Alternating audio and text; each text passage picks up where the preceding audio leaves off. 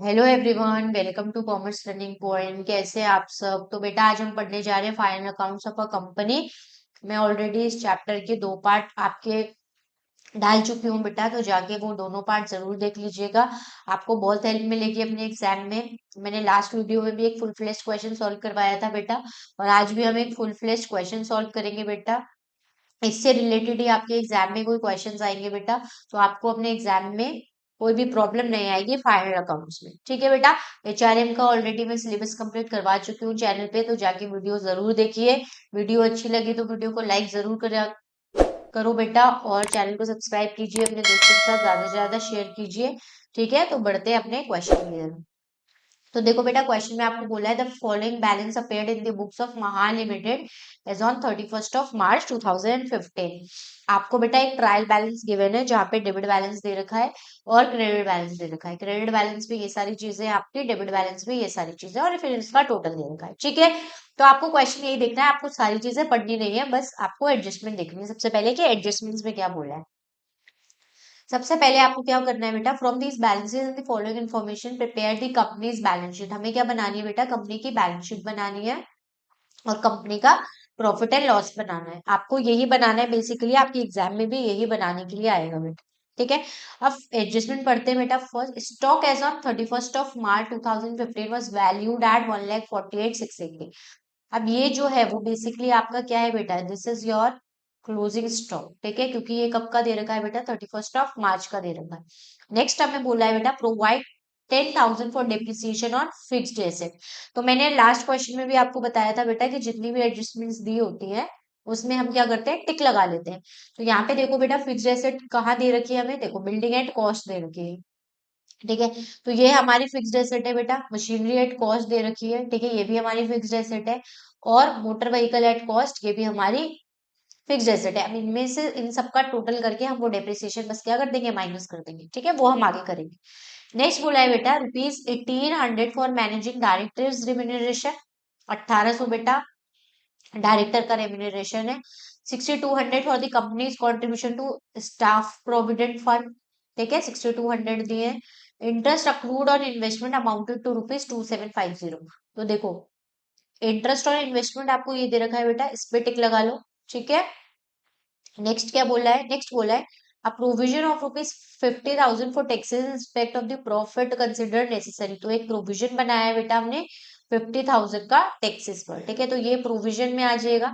The board of director proposes a final dividend at the rate 10%। जो dividend देंगे बेटा वो 8% देंगे after transfer to general reserve ₹30,000। Ignore corporate dividend tax, ये corporate dividend tax हमें नहीं देना है बेटा। फिर बोला है a claim of 2500 for workman compensation is being disputed by the company. Authorised capital is ₹80 equity share of ₹10 each. बेटा कंपनी ने नेक्स्ट और इशू किए 60,000 इक्विटी शेयर ऑफ ₹10 ईच। ठीक है, तो ये सारी एडजस्टमेंट थी बेटा जो आपको दे रखी है। अब हम क्या करते हैं बेटा, लाइन वाइज लाइन क्वेश्चन को सॉल्व करते हैं। तो सबसे पहले आपको पता ही है बेटा, हम बैलेंस शीट का फॉर्मेट बना लेते हैं पूरा। हम प्रॉफिट एंड लॉस अकाउंट का फॉर्मेट बना लेते हैं और हम क्या करते हैं, नोट्स टू अकाउंट्स करते हैं। ठीक है, तो हम क्या करते हैं, लाइन वाइज चीजें जैसी आती रहती है वैसे हम करते रहते हैं। सबसे पहले हमें बोलते हैं बेटा, इक्विटी एंड लायबिलिटीज में शेयर होल्डर फंड, और वहां पे दिया होता है हमें शेयर कैपिटल में। पेन दूसरा ले लेती हूँ जिससे आपको अच्छे से विजिबिलिटी हो। लेट्स सपोज हम कौन सा लेते हैं, हम ये ले लें। चलो ठीक है, तो हम यहाँ पे लिख देते हैं बेटा फर्स्ट। तो फर्स्ट हमने क्या लिखा, शेयर कैपिटल। अब देखो, आपको मैंने पहले ही बताया था बेटा, हमारा क्वेश्चन करने का तरीका क्या होता है कि आप इस स्लाइड का बेटा या तो स्क्रीनशॉट ले लो। ठीक है, या फिर आप अपनी नोटबुक में ये क्वेश्चन भी नोट कर सकते हैं वीडियो को पॉज करके। ठीक है, जैसा आपको ठीक लगे, क्योंकि देखो बेटा जब मैं क्वेश्चन करवाऊंगी मैं बार बार अप डाउन करूंगी तो टाइम बहुत ज्यादा लगेगा हमें। इसलिए हम क्या करते हैं बेटा, आप एक क्वेश्चन नोट कर लीजिए, मैंने क्वेश्चन नोट कर रखा है, तो हम वहां से ही देख देख के करते रहेंगे। आप भी क्या करना, अपने पास रखते रहें। सबसे पहले आता है बेटा इक्विटी शेयर कैपिटल। हमें यहाँ पे कितना दे रखा है, 6 लाख रुपए का दे रखा है। ठीक है, तो चलो अब हमें क्वेश्चन में बता ही रखा है बेटा कि 80,000 equity share of ₹10 each। Authorized capital है, the company had issued 60,000 share of ₹10 each। तो सबसे पहले हम यहाँ पे लिख लेंगे बेटा, सबसे पहले हम जाएंगे नोट्स टू अकाउंट्स में। ठीक है, यही लिखते हैं share capital. Issue of share capital भी चैप्टर मैंने करा रखा है बेटा, तो आप वहां पे भी जाके देख सकते हो। तो सबसे पहले हम हेडिंग डालेंगे बेटा शेयर कैपिटल। ठीक है, अब शेयर कैपिटल में क्योंकि हमें ऑथराइज्ड शेयर कैपिटल गिवन है, तो यहाँ पे आप लिखोगे 80,000 इक्विटी शेयर ऑफ ₹10 ईच। ठीक है बेटा, ये ऑथराइज से हमें कोई मतलब नहीं होता है, इसे बस हम नाम के लिए लिखते हैं। ठीक है बेटा, इसका कोई भी यूज नहीं होता है। ठीक है, फिर नेक्स्ट हम यहाँ पे लिखते हैं बेटा issued, subscribe and fully paid up. ये पूरा पूरा लिखना है आपको। ठीक है बेटा, ये पूरा पूरा आपको अच्छे से लिखना है।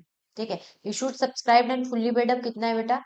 60,000 इक्विटी शेयर्स है ऑफ रुपीज, कितना है बेटा? 10 इंच। ठीक है, वो हमने इशू करे थे, लास्ट एडजस्टमेंट में आपको दे रखा है। तो यहाँ पे कितना आ गया बेटा? यहाँ पे आ गया आपका 6 लाख। ठीक है, यहाँ पे कितना आ गया आपका? 6 लाख। तो ये 6 लाख जो है वो हम कहाँ लिख देंगे बेटा? ये 6 लाख जो है वो हम यहाँ पे आके शेयर होल्डर्स फंड में लिख देंगे। ठीक है, बात समझ आई? इजी है बेटा, जैसा क्वेश्चन में हमें बोला है हमें वैसा ही करना है। अब सेकेंड नोट हम लिखते हैं बेटा रिजर्व एंड सरप्लस का। ठीक है, तो देखो यहाँ पे नोट्स टू अकाउंट्स में हम आए बेटा। देखो फाइनल अकाउंट्स का क्वेश्चन जो होता है बेटा वो इजी होता है। ठीक है, बस आपको यहाँ पे थोड़े ज्यादा एक्स्ट्रा ड्रामे जरूर करने होते हैं बस। ठीक है, तो यहाँ पे सेकंड हम लिखते हैं बेटा reserve and surplus, reserve and surplus. ठीक है, उसमें सबसे पहला हमारा क्या आएगा बेटा? General reserve. तो जनरल रिजर्व आपको क्वेश्चन में कितना गिवन है देखो, चेक करो। जनरल रिजर्व को देखना, आप क्रेडिट बैलेंस में देखना। जनरल रिजर्व जो दे रखा है वो हमें कितना दे रखा है? 2,50,000 दे रखा है बेटा, है ना? 2,50,000 हमें जनरल रिजर्व दे रखा है। ठीक है, अब देखो हमारी ना एक एडजस्टमेंट थी बेटा, एडजस्टमेंट नंबर 5। फिफ्थ एडजस्टमेंट में हमें बोला है ट्रांसफर टू जनरल रिजर्व 30,000। मतलब हमने क्या करा है बेटा? जनरल रिजर्व में 3,000 रुपए ट्रांसफर कर दिए।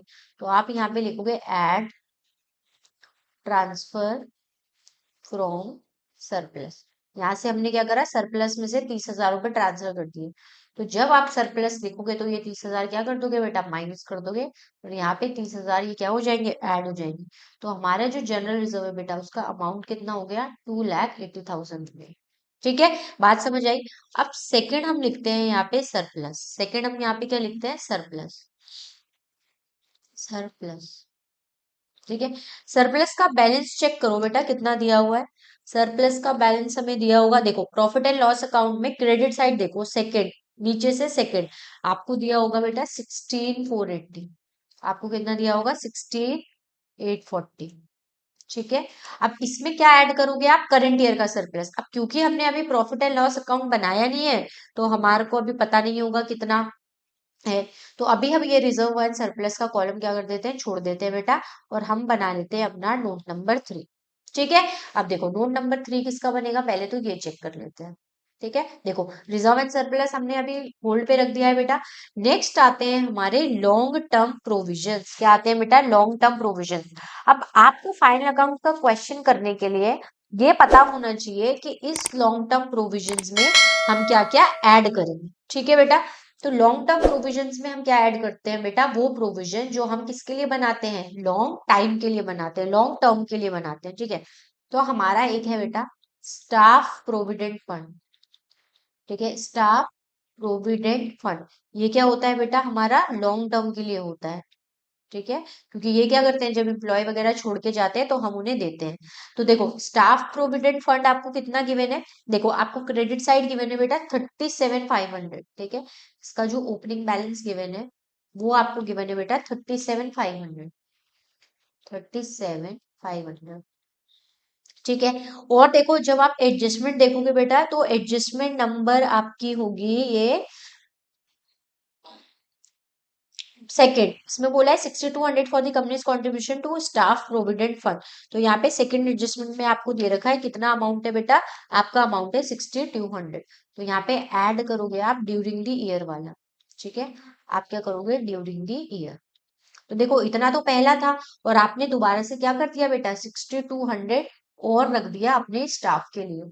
तो जो टोटल आपने पैसा रखा वो कितना रख दिया बेटा अपने स्टाफ के लिए? 43,700।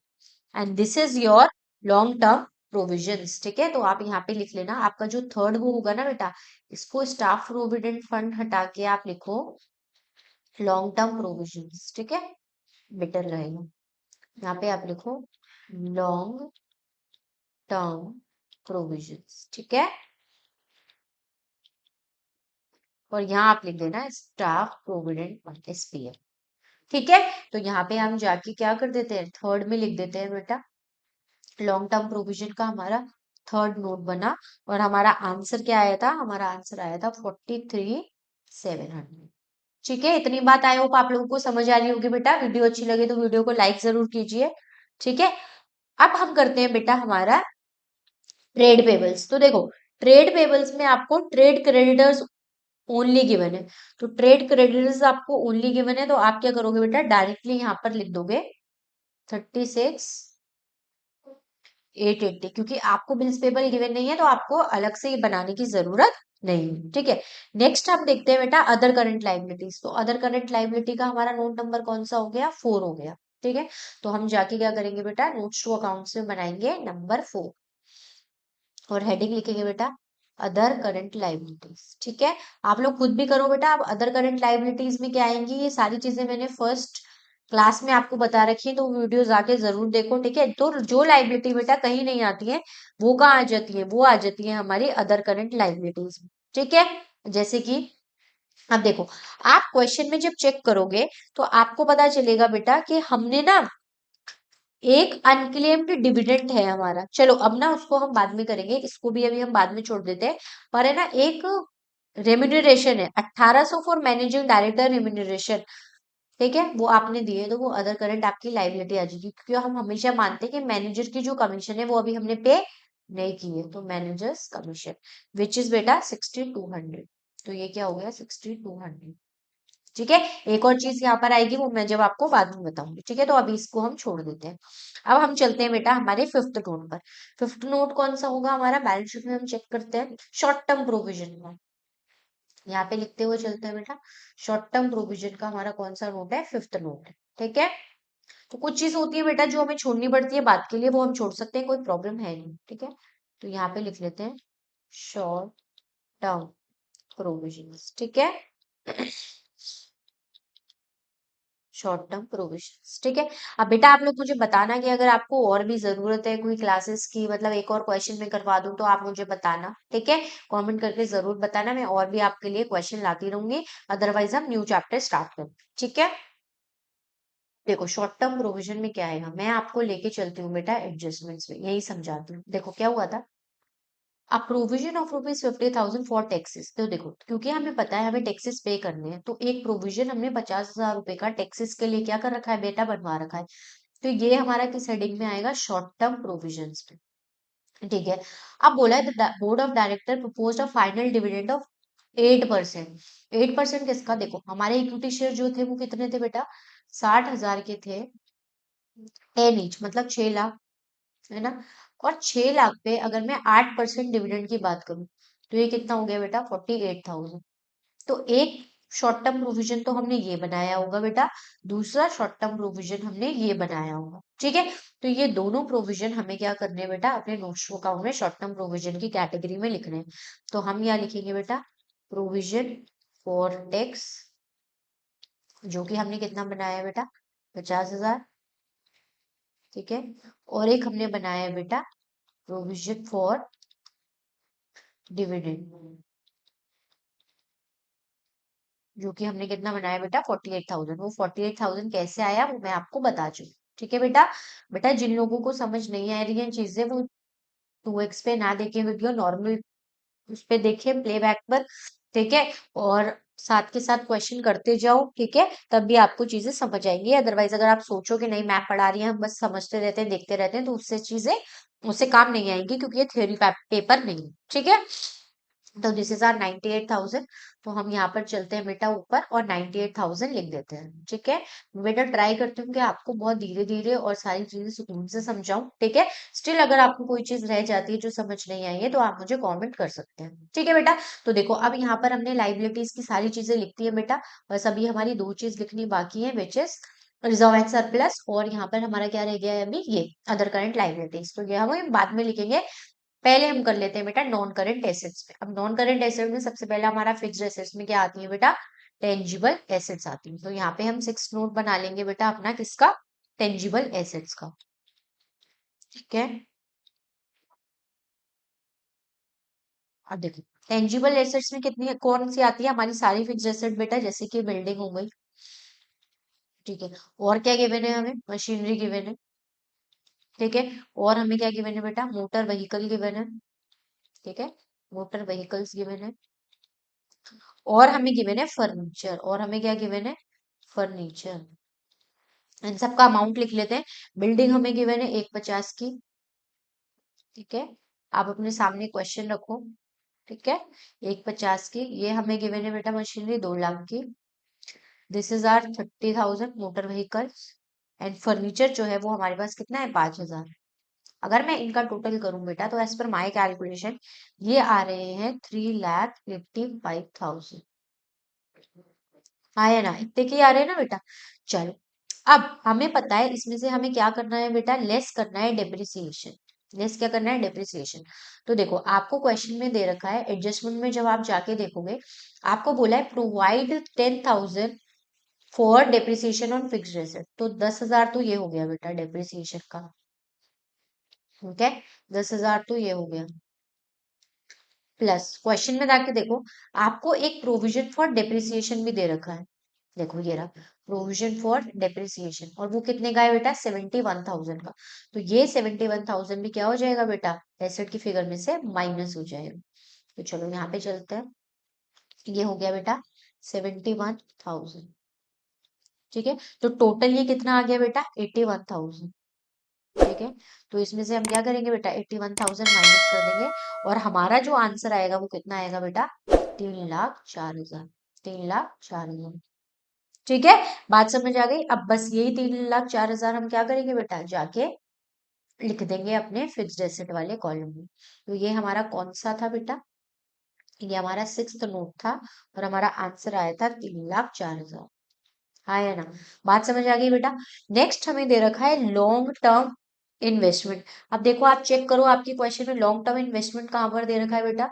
तो आपके में देखो इन्वेस्टमेंट दे रखा है बेटा, डेबिट साइड दे रखा होगा नीचे से, फिफ्थ वाला 2,88,950। तो आप यहाँ पे लिख दो बेटा। अब देखो इसकी कोई जरूरत नहीं है आपको बनाने की, सीधा आप लिख दो 2,88,950। ठीक है, यहाँ पे आपने डायरेक्ट लिख दिया क्योंकि एक ही आइटम था। अब चलते हैं बेटा इन्वेंट्रीज की तरफ। इन्वेंट्रीज देखो आपको क्वेश्चन में गिवन होगी इन्वेंट्रीज। ये बेसिकली हमारे लिए क्या होता है बेटा, क्लोजिंग स्टॉक। ठीक है, और मैंने आपको बताया था एडजस्टमेंट में हमें क्लोजिंग स्टॉक दे रखा है, जो कि कितना है बेटा, 1,48,680। ठीक है, बात समझ आ गई। नेक्स्ट हम करते हैं बेटा ट्रेड रिसीवेबल्स। अब देखो ट्रेड रिसीवेबल्स में दो चीजें आती है बेटा, एक तो आते हैं हमारे डेटर्स, और एक आते हैं हमारे बिल्स रिसीवेबल। तो अगर दोनों चीजें दे रखी होती है तो हम नोट में लाके लिखते हैं, बट अगर एक ही चीज दे रखी होती है तो हम क्या करते हैं, यही लिख देते हैं। तो आपको एक ही चीज गिवन है बेटा, वो है बुक डेट्स। देखो आपको दे रखे हैं बुक डेट्स, तो वो क्या हमें दे रखे हैं, 2,23,380। ठीक है, नेक्स्ट हमारा आता है कैश एंड कैश इक्विवेलेंट्स। तो इसका हमें नोट बनाना पड़ता है। तो this is note number 7, right. This is note number 7। तो हम जाएंगे बेटा अपने नोट्स टू अकाउंट्स में, और यहाँ पे लिखेंगे 7 नंबर। ठीक है, किसका बेटा, कैश एंड कैश इक्विवेलेंट्स का। ठीक है, तो कैश एंड कैश इक्विवेलेंट्स में क्या आएगा हमारा, कैश इन हैंड आ जाएगा, कैश इन हैंड। ठीक है, तो कैश इन हैंड आपको क्वेश्चन में कितना दे रखा है, 72,240। तो बस यही जाके आपको क्या लिखना है बेटा, ऊपर लिख देना है। सिंपल क्वेश्चन है, बिल्कुल कुछ भी आपको करना ही नहीं है। ठीक है, 72,240। कुछ एडजस्टमेंट्स है बस जो आपको ध्यान में रखनी है और वो करनी है। ठीक है बेटा, नेक्स्ट आता है हमारा short term loans and advances. इसका 8 डाल लो बेटा नोट। ठीक है, short term loans and advances कौन से होते हैं बेटा, वो चीजें जो फर्म क्या करती है बेटा, वो उधार जो फर्म, मतलब फर्म अगर किसी थर्ड पर्सन को लोन दे रही है बेटा शॉर्ट टर्म के लिए, तो वो किस कैटेगरी में आते हैं, short term loans and advances. ठीक है, तो यहाँ पे लिख लो short term loans and advances. ठीक है, hmm short term loans and advances. अब देखो short term loans and advances में क्या आएगा बेटा, चेक करते हैं, चेक करो चेक करो। यहाँ देखो, यहाँ बोला है बेटा advance payment of income tax 50,000। अब मुझे एक बात बताओ, अगर तुमने कोई चीज एडवांस में पे कर दी है, ठीक है, तो वो तुम्हारे लिए एसेट है या नहीं है, ठीक है, तो वो होंगे बेटा हमारा short term loans and advances. ये किस कैटेगरी में आता है, हमारा short term loans and advances के केस में, कैटेगरी में। तो यहाँ पर आप लिख सकते हो बेटा advance payment of tax, advance payment of tax which is कितना बेटा 50,000। यहाँ पे आप लिख दो 50,000 और जाके वहां पे आप लिख दो बैलेंस शीट में 50,000, ठीक है बेटा। यहाँ पे आपने लिख दिया 50,000, ठीक है। अब नाइन्थ हम देख लेते हैं। नाइन्थ हमारा क्या है बेटा, नाइन्थ है हमारा अदर करेंट एसेट्स। तो अदर करेंट एसेट्स में क्या आता है बेटा, जो एसेट्स कहीं नहीं आती है और जो शॉर्ट टर्म के लिए होती है वो कहाँ आ जाती है, अदर करेंट एसेट्स। तो अदर करेंट एसेट्स, ठीक है। अदर करंट एसेट्स में क्या आएगा बेटा हमारा, देखो चेक करते हैं अदर करंट एसेट में आपके क्वेश्चन में कुछ दिया है क्या, देखो चेक करो। देखो एडजस्टमेंट में पॉइंट सी में आपको दे रखा है interest accrued on investment amount to ₹2750।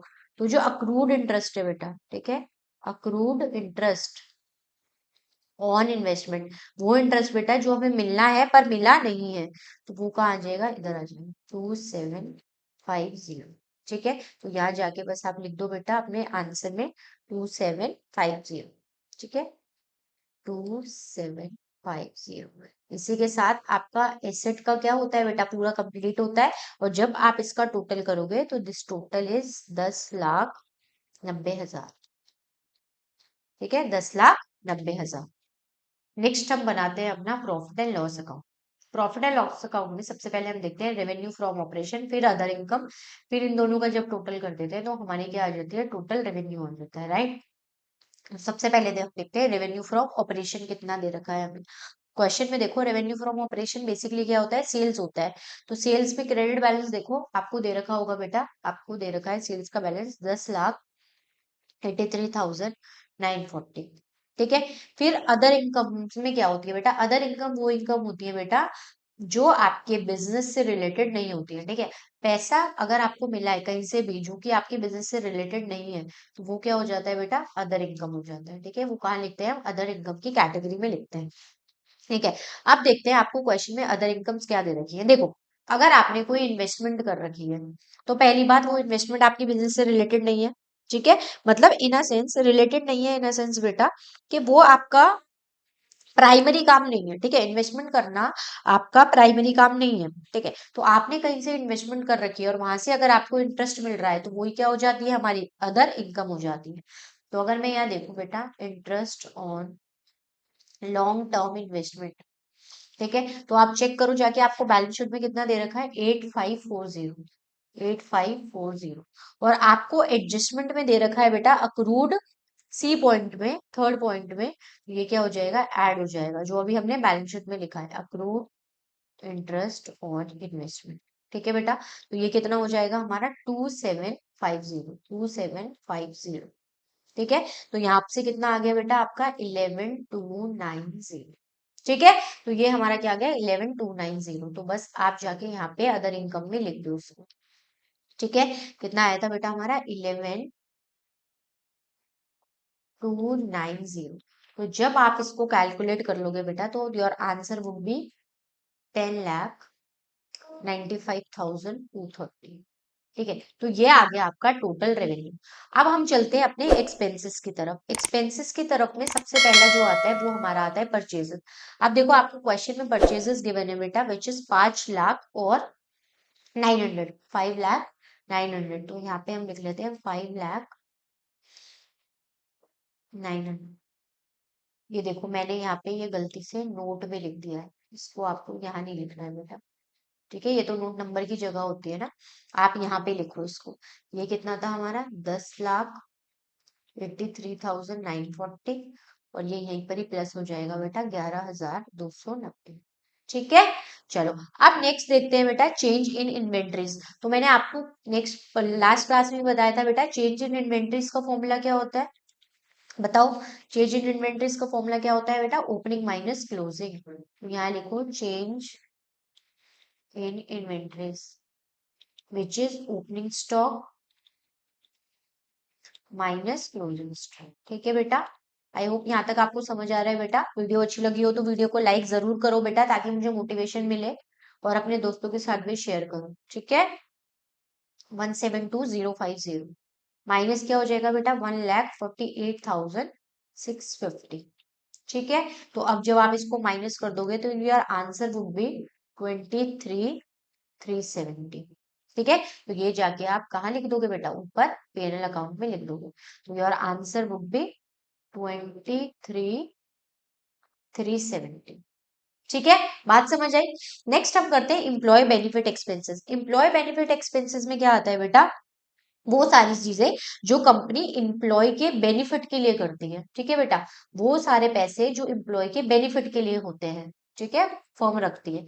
यहाँ पे लिख लो आप employee benefit expenses.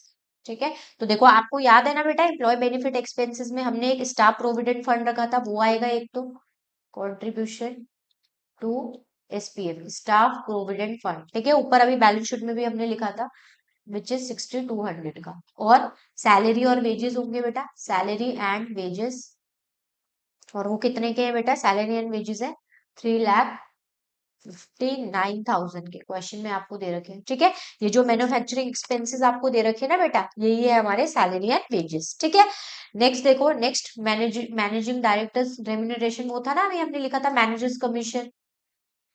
Managers commission आपको दे रखा है बेटा सेकेंड एडजस्टमेंट में। ठीक है, वो कितनी है बेटा, 1800।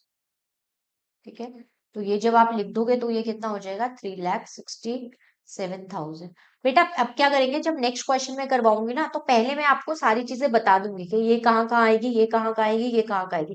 उसके बाद हम क्या करा करेंगे, डायरेक्ट नोट्स में लिख लिया करेंगे और फिर डायरेक्ट बैलेंस शीट और पीएनएल में लिख लिया करेंगे। ठीक है, ये हमारे लिए ज्यादा इजी होगा, तो हम फिर ऐसे करेंगे। ठीक है, तो नेक्स्ट क्लास में जरूर बेटा, नेक्स्ट वीडियो मेरी जरूर देखिएगा, उसमें मैं ऐसे करवाऊंगी। आपको जो मेथड जितना इजी लगे आप उस हिसाब से अपने क्वेश्चन को कर सकते हो। ठीक है, हमारा मोटिव क्या होना चाहिए बेटा, हमारा मोटिव होना चाहिए कि हम जल्द से जल्द क्या करें, अपने क्वेश्चन को सॉल्व कर लें।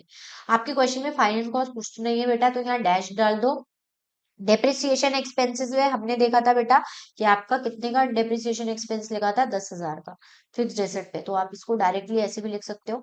अब नेक्स्ट है हमारा बेटा अदर एक्सपेंसेस। तो अदर एक्सपेंसेस में आएंगे तो आप यहाँ पे लिख दो। अच्छा, हम यहाँ नोट नंबर नहीं डालते चल रहे हैं, चलो अभी डालते हैं। देखो, चेंज इन इन्वेंट्री का 11 है बेटा, अदर इनकम का 10 है, चेंज इन इन्वेंट्री का कितना है बेटा, 11 है, और फिर इसका कितना हो जाएगा, एम्प्लॉय बेनिफिट का ये, और फिर ये कितना हो जाएगा अपना अदर एक्सपेंसेस का हो जाएगा अपना 13। ठीक है, तो चलो यहाँ पे 13 हम डालते हैं बेटा, और यहाँ पे लिखते हैं अपन अदर एक्सपेंसेस। अदर एक्सपेंसेस में हमारा क्या क्या आ रहा है वो हम चेक कर लेते हैं। देखो, जो एक्सपेंसेस कहीं नहीं आते वो अदर एक्सपेंसेस में आते हैं। तो एक तो आपके स्टेब्लिशमेंट चार्जेस है बेटा, ठीक है, वो लिख लो। वो कितने के आपके, 26,500, ये आपके ट्रायल बैलेंस में गिवन है, आप देख लो। ठीक है, फिर है आपके जनरल चार्जेस है बेटा, ये भी आपका यही है, जनरल चार्जेस। ठीक है, कितने बेटा, 32,090। नेक्स्ट है बेटा आपकी डायरेक्टर्स फीस, जो कि आपको क्वेश्चन में मतलब एडजस्टमेंट में दे रखी है, डायरेक्टर्स फीस। फीस लिखना है एक्सपेंस में। ठीक है, डायरेक्टर की क्या है बेटा, फीस है। तो वो फीस कितनी है बेटा, 1,800 रुपए की है। तो जब आप इसका टोटल करोगे बेटा तो आपका आंसर कितना आएगा, आपका आंसर आ जाएगा 59,700। ठीक है, तो ये बस जाके अदर एक्सपेंसेस में लिख दो, बहुत इजी है बेटा, कोई प्रॉब्लम नहीं आएगी आपको। ठीक है, कितना आया था हमारा, 59,700। ठीक है, बात समझ आ गई। अब क्या होता है बेटा, अब हम कर लेते हैं कि हमारे टोटल एक्सपेंसेस कितने आए हैं। जब हम टोटल करेंगे तो हमारी जो टोटल एक्सपेंसेस होगा उसका अमाउंट है वो कितना आएगा बेटा, 9,60,970। ठीक है, अब नेक्स्ट स्टेप क्या होता है बेटा, रेवेन्यू में से हम क्या माइनस करते हैं, एक्सपेंसेस। तो जब रेवेन्यू में से एक्सपेंसेस माइनस करा तो हमारा प्रॉफिट बिफोर टैक्स आया 3,134,260, अब देखो प्रोविजन फॉर टैक्स हमने कितना रख रखा था, 50,000 रुपए, वो जो हमारे उसमें एडजस्टमेंट में गिवन था बेटा। तो इसमें से जब हम 50,000 माइनस करेंगे तो हमारा आंसर जो आएगा वो कितना आएगा बेटा, 84,260। ठीक है, तो this would be your profit for the year. अब अर्निंग पर शेयर कैसे निकालते हैं बेटा, देखो अर्निंग पर शेयर निकालने का फॉर्मूला होता है बेटा, जितना भी आपका प्रॉफिट आया है वो अपॉन में number of equity shares. Number of equity shares कितने थे बेटा, 60,000। तो जब आप इसको डिवाइड कर दोगे तो your answer would be 1.4। Your answer would be 1.4। तो ये आ गया आपका अर्निंग पर शेयर। ठीक है, अभी हमारा बैलेंस शीट में क्या छूटा है बेटा, रिजर्व एंड सरप्लस। अब हमारा प्रॉफिट निकल गया तो रिजर्व एंड सरप्लस को हम क्या कर लेते हैं बेटा, कंप्लीट कर लेते हैं। तो देखो हमारा जो अवेलेबल प्रॉफिट आया है वो कितना आ गया बेटा, सरप्लस हमने लिख लिया था। हमारा प्रॉफिट ड्यूरिंग द ईयर कितना आया है बेटा, अभी हमने निकाला है विच इज 84,260, राइट, 84,260 अभी हमने निकाला। तो ये जो अमाउंट हुआ बेटा वो हमारा कितना हो गया, 1,01,100, है ना। अब देखो हमने क्या करा था, जनरल रिजर्व ट्रांसफर किया था यहाँ से, तो वो जनरल रिजर्व बेटा माइनस कर देंगे। कितने का जनरल रिजर्व ट्रांसफर किया था हमने, 30,000। ठीक है, अब मुझे एक बात बताओ, जो कंपनी डिविडेंड देती है बेटा वो किस में से देती है, प्रॉफिट में से ही तो देगी। तो इसमें से डिविडेंड माइनस कर देंगे, और हमने डिविडेंड कितना निकाला था बेटा, 48,000। 6 लाख का 8% निकाला था, 48,000। ठीक है, तो जब आप इसको कर दोगे बेटा तो आपका आंसर कितना आ जाएगा, आपका आंसर आ जाएगा 23,100। ठीक है, और जब आप इसका टोटल लगाओगे बेटा तो योर आंसर वुड बी 3,03,100। आ गई बेटा बात समझ। तो बस ये वाला जाकर आपको रिजर्व एंड सरप्लस में लिख देना है। ठीक है, 3,03,100। ठीक है, बात समझ आ गई, यहां तक आपको सब क्लियर है बेटा। ठीक है, चलो नेक्स्ट करते हैं। अब हमारा एक और कौन सा बचा है, अभी हमारा बचा है बेटा अदर करंट लाइबिलिटीज। ठीक है, तो अदर करंट लाइबिलिटीज में वो लाइबिलिटी आती है बेटा जो कहीं नहीं आती है। ये कहाँ लिख रखा है अदर करंट लाइबिलिटीज का, ये रहा। एक तो आई थी बेटा हमारी managers commission other current liabilities में। ठीक है, दूसरा क्या आएगा बेटा, देखो एक है आपको क्वेश्चन में गिवन है, चेक करो। एक मिनट, आपको बोला हुआ है बेटा क्रेडिट बैलेंस में देखना, थर्ड अनक्लेम्ड डिविडेंड बोला है। अनक्लेम्ड डिविडेंड का मतलब क्या है बेटा, वो डिविडेंड जो अभी तक क्लेम नहीं हुआ है, तो वो हमारे लिए क्या है बेटा, लाइबिलिटी है। तो उसको भी हम क्या लिख देंगे, यहाँ लिख देंगे अनक्लेम्ड डिविडेंड। और वो आपको दिया हुआ है बेटा 6,520। ठीक है, तो जब आप इसको कैलकुलेट करोगे बेटा, इसको प्लस करोगे तो आपका आंसर जो आएगा वो आएगा 8,320। फिर बस आप जाके यहाँ पर लिख दोगे उसको 8,320, राइट, ये आया 8,320। फिर बस जब आप बैलेंस शीट का टोटल लगाओगे बेटा तो आपका जो आंसर आ जाएगा वो आ जाएगा 10,90,000। ठीक है, तो this is your full fleshed question बेटा। वीडियो अच्छी लगी हो तो वीडियो को लाइक जरूर कीजिए, चैनल को सब्सक्राइब कीजिए, दोस्तों के साथ ज्यादा से ज्यादा शेयर कीजिए। मैं एक और क्वेश्चन लेकर आऊंगी बेटा जो हम दूसरी अप्रोच से करेंगे। तो सारी वीडियोस बेटा एंड तक जरूर देखा करो। ठीक है, आपके एग्जाम में आपको बहुत हेल्प मिलेगी। और हम कॉर्पोरेट अकाउंटिंग का सारा सिलेबस यहाँ कंप्लीट कर लेंगे। एचआरएम का ऑलरेडी सिलेबस मैंने कंप्लीट करवा दिया है। तो ज्यादा से ज्यादा वीडियो को लाइक कीजिए और चैनल को सब्सक्राइब कीजिए और अपने दोस्तों के साथ शेयर कीजिए। Thank you so much for watching. Bye bye.